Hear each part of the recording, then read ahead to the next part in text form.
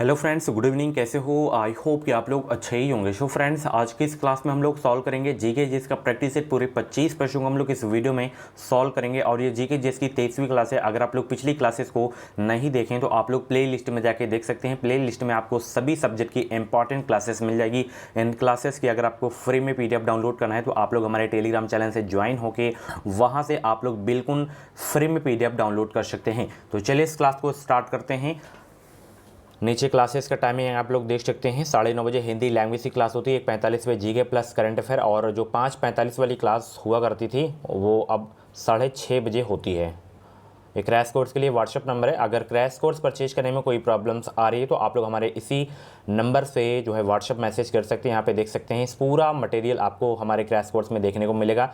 149 रुपये में आपको सभी सब्जेक्ट के इंपॉर्टेंट क्वेश्चंस आपको देखने को मिलेगा। तो बीएड प्रवेश परीक्षा का निचोड़ नोट से आप लोग ले सकते हैं। वीडियो के डिस्क्रिप्शन बॉक्स में लिंक दे दिया हूँ। चलिए आज की क्लास का सबसे पहला क्वेश्चन है कि मातृ देवी की पूजा किस सभ्यता से संबंधित थे। वेरी इंपॉर्टेंट क्वेश्चन है हिस्ट्री का। ये सभी लोग जवाब देंगे। मातृ देवी की पूजा किस सभ्यता से संबंधित था? आर्य सभ्यता, या भूमध्य सागरीय सभ्यता, या सिंधु घाटी सभ्यता, या उत्तर वैदिक कालीन सभ्यता।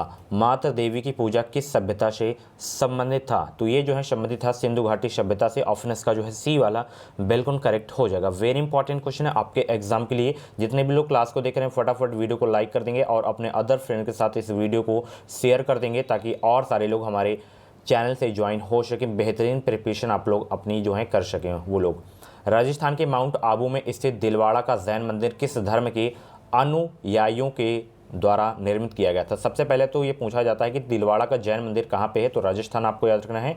और ये जो है मंदिर जो है किस धर्म के अनुयायियों के लिए जो है निर्मित किया गया था, ये आपको बताना है। 2 क्वेश्चन आपका इसमें बन रहा है।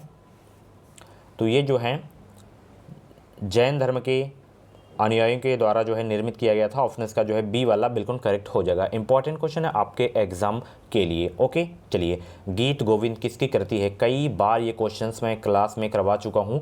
गीत गोविंद की किसकी कृति है ये आपको बताना है। तो ये है जयदेव की। आप लोग स्टार लगा के इस क्वेश्चन को नोट कर लीजिएगा। अगर एग्जाम में क्वेश्चन आ जाए तो गलत आपसे नहीं होना चाहिए। ओके, शिवाजी का राज्याभिषेक कब हुआ था? बीएड में अच्छा स्कोर करना है तो आप लोग हमारे चैनल से जुड़े रहें। चैनल को सब्सक्राइब करके बेल आइकन को ऑल पे प्रेस कर लीजिएगा। इस चैनल के माध्यम से आपको निश्चित ही मदद मिलेगी। जो भी बीएड की अपडेट रहेगी वो अपडेट आपको सबसे पहले इसी चैनल के माध्यम से आपको वो अपडेट मिलेगी, ऑथेंटिक अपडेट मिलेगी। तो शिवाजी का जो राज्याभिषेक हुआ था वो हुआ था 1674 में। ऑप्शन इसका जो है बी वाला बिल्कुल करेक्ट हो जाएगा। वेरी इंपॉर्टेंट क्वेश्चन है आपके एग्जाम के लिए।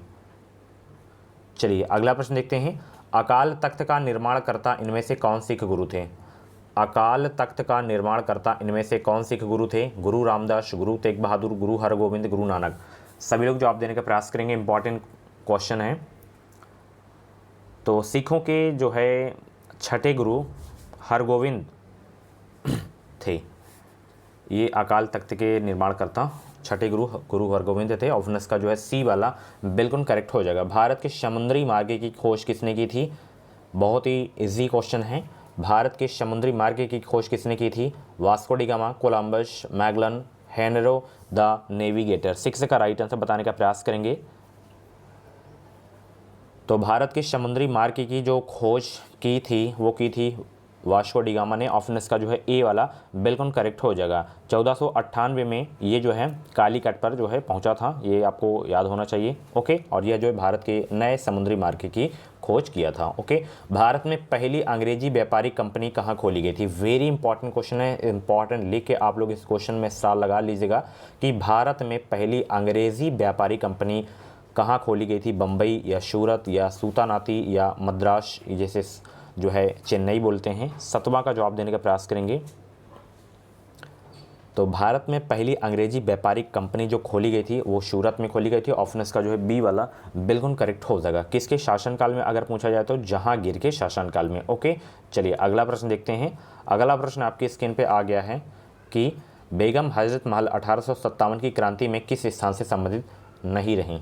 बेगम हजरत महल तो लखनऊ से तो थे ये।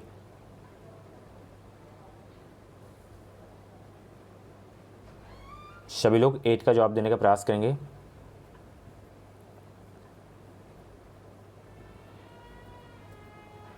यहाँ पे नहीं होगा, नहीं रहेगा, रही है मतलब किस स्थान से संबंधित हैं ये पूछा जा रहा है, तो लखनऊ से थे। ठीक है, ऑप्शन इसका ए वाला बिल्कुल करेक्ट हो जाएगा। इंपॉर्टेंट क्वेश्चन है आपके एग्जाम के लिए।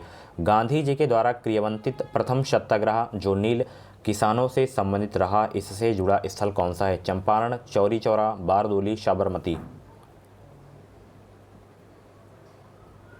तो वो था चंपारण। ओके, स्थल याद रखना है। ऑप्शन इसका ए वाला बिल्कुल करेक्ट हो जाएगा। ओके, चलिए अगला प्रश्न देखते हैं। अगला प्रश्न आपकी स्क्रीन पे आ गया है, यहाँ पे देख सकते हैं आप लोग कि समाचार पत्र केसरी का संपादन किसने किया था। वेरी इंपॉर्टेंट क्वेश्चन है, कई बार ये क्वेश्चन करवा चुका हूँ। बताइए, समाचार पत्र केसरी का जो संपादन है वो किसने किया था? 4 ऑप्शन आपके सामने दिए गए हैं। जो भी इस क्वेश्चन का राइट आंसर आप लोग कमेंट बॉक्स में फटाफट बताने का प्रयास करेंगे।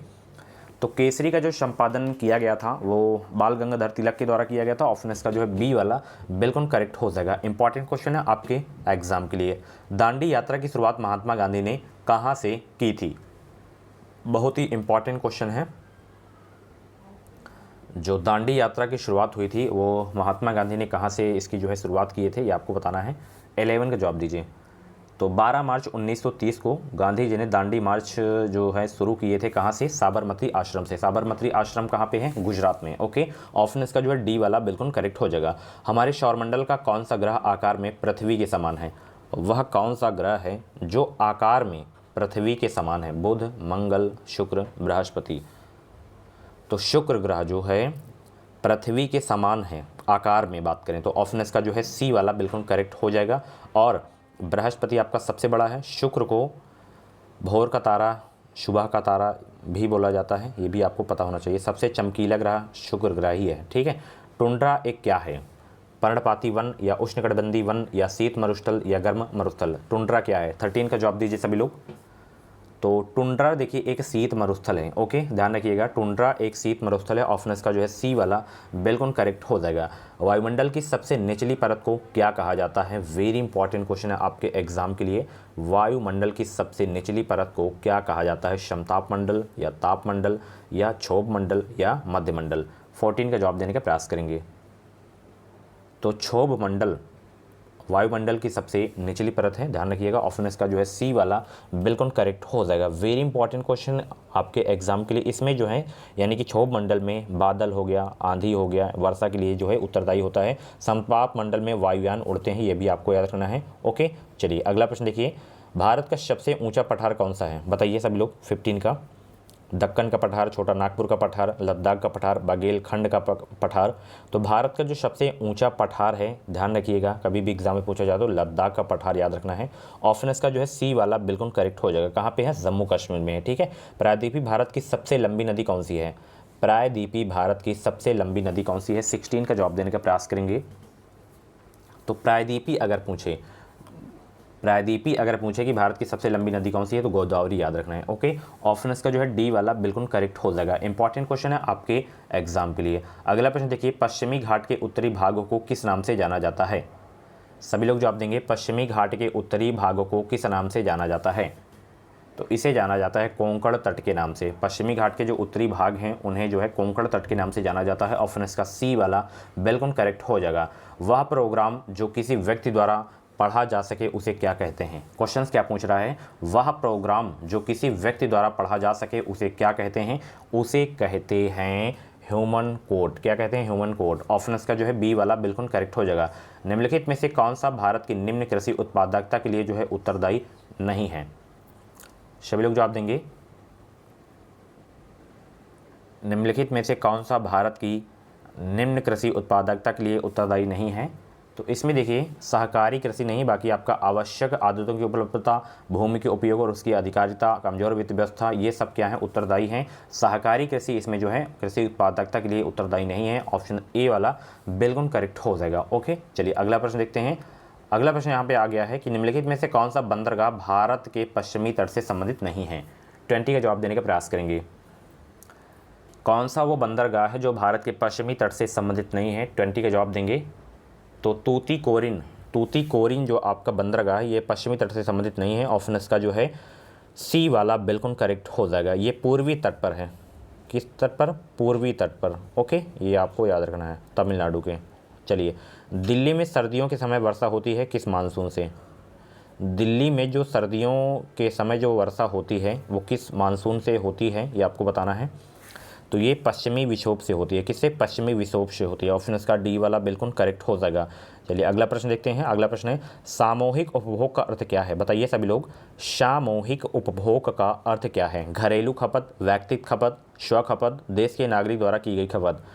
तो सामूहिक उपभोग का जो अर्थ है, ध्यान रखिएगा, घरेलू खपत है। सामूहिक उपभोग का जो अर्थ होता है घरेलू खपत होता है। ऑप्शन इसका ए वाला बिल्कुल करेक्ट हो जाएगा। राष्ट्रीय आय को और किस नाम से जाना जाता है? वेरी इंपॉर्टेंट क्वेश्चन है। राष्ट्रीय आय, नेशनल इनकम को जो है और किस नाम से जाना जाता है? तो इसे एनएनपी यानी कि साधन लागत पर के नाम से भी जाना जाता है, एनएनपी। ऑप्शन इसका सी वाला बिल्कुल करेक्ट हो जाएगा। भारत में राज्यों के लिए राजस्व का सर्वाधिक महत्वपूर्ण स्रोत निम्नलिखित में से क्या है? 24 का जवाब देंगे।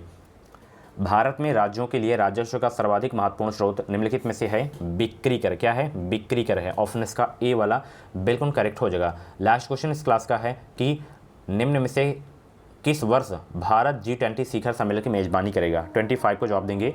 तो 2022 इसी वर्ष G20 शिखर सम्मेलन की मेजबानी करेगा अपना देश भारत। ऑप्शन इसका डी वाला बिल्कुल करेक्ट हो जाएगा। वेरी इंपॉर्टेंट क्वेश्चन है आपके एग्जाम के लिए। सो फ्रेंड्स, ये थी आज की जीके जीएस की 23वीं क्लास। कैसी लगी क्लास कमेंट बॉक्स में ज़रूर बताना है। ऐसी क्लासेस देखने के लिए आप लोग हमारे चैनल से जुड़े रहें और चैनल को सब्सक्राइब करके बेल आइकन को ऑल पे प्रेस कर लीजिएगा ताकि कोई भी बीएड की अपडेट आए वो अपडेट आपसे मिस ना हो। और 25 प्रश्न में से आपके जितने भी क्वेश्चन जो हैं करेक्ट हुए हों तो आप लोग अपना नाम और स्कोर कमेंट बॉक्स में ज़रूर बताइएगा। ऐसी क्लासेस देखने के लिए चैनल से जुड़े रहें, सब्सक्राइब करें, बेल आइकन को ऑल पे प्रेस करके रखें और वीडियो पसंद आए तो प्लीज़ वीडियो को लाइक करें और अदर फ्रेंड के साथ इस वीडियो को शेयर करें। कुछ डाउट्स हैं तो कमेंट बॉक्स में अपना डाउट क्लियर कर सकते हैं। एंड PDF परचेज करना चाहते हैं तो वीडियो को डिस्क्रिप्शन बॉक्स में लिंक दे दिया हूँ। Okay, thank you so much.